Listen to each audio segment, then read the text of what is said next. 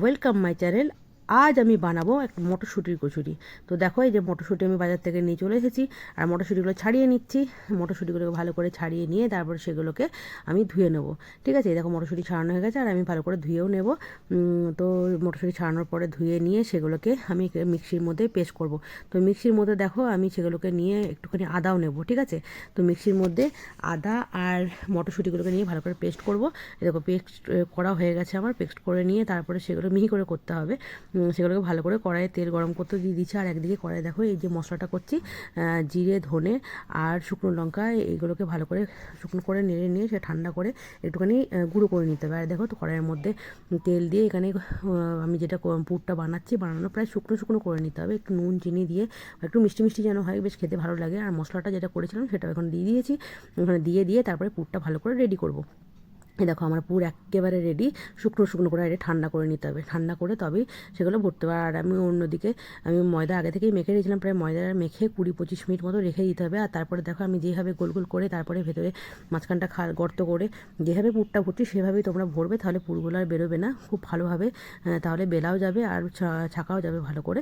আর এই দেখো সুন্দর করে ভালো করে করে আমি আবার দেখাচ্ছি। দেখো এভাবে গোল করেছি, গোল করে তারপরে সেগুলোকে আমি ভালো করে পুর দিচ্ছি। পুরটা ভরে নিয়ে আবার মুখটা দেখো কীভাবে মুড়লাম, সেরকমভাবে তোমরা মুড়ে নিও। আর এই দেখো এখানে আমরা ভালো করে বিলে নিচ্ছি, বিলে নিয়ে সেগুলোকে আমি আর অন্যদিকে তেল গরম করতেও দিয়ে দিয়েছি। আর গরম করতে দিয়ে তারপরে আমি আস্তে আস্তে বেলে নিয়ে সেগুলোকে তেলের মধ্যে দিয়ে দেবো। ঠিক আছে, তো এই দেখো তেল গরম করতে দেওয়া হয়ে গেছে।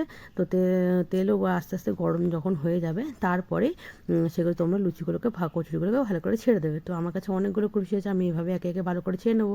আর এগুলো একা একা করা সম্ভব না, সেই জন্য আমি আর আমার হাজব্যান্ড দুজন মিলেই সেগুলোকে ভালো করে ছেঁকে নিচ্ছিলাম। তো তোমাদেরকে বলবো, দেখো এই সময় মোটামুটি মটরশুঁটিটা বাজারে অ্যাভেলেবেল থাকে, মানে পাওয়া যায় খুব বেশি পরিমাণে, আর সস্তাও হয়।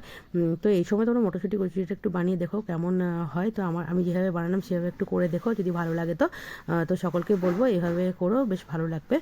তো দেখো আমি এইভাবে একে একে গরম তেলের মধ্যে সমস্ত কচুরিগুলোকে দিয়ে ভালো করে দিয়ে দেবো। তো এইভাবে করতে হবে, আস্তে আস্তে লাল করে এপিট ওপিট ভালো করে ভেজে নিতে হবে। তো আরেকটা কথা বলবো, যে যদি আমার রেসিপিটা ভালো লেগে থাকে তোমরা এভাবে ট্রাই করো, দেখো বেশ ভালোই লাগবে।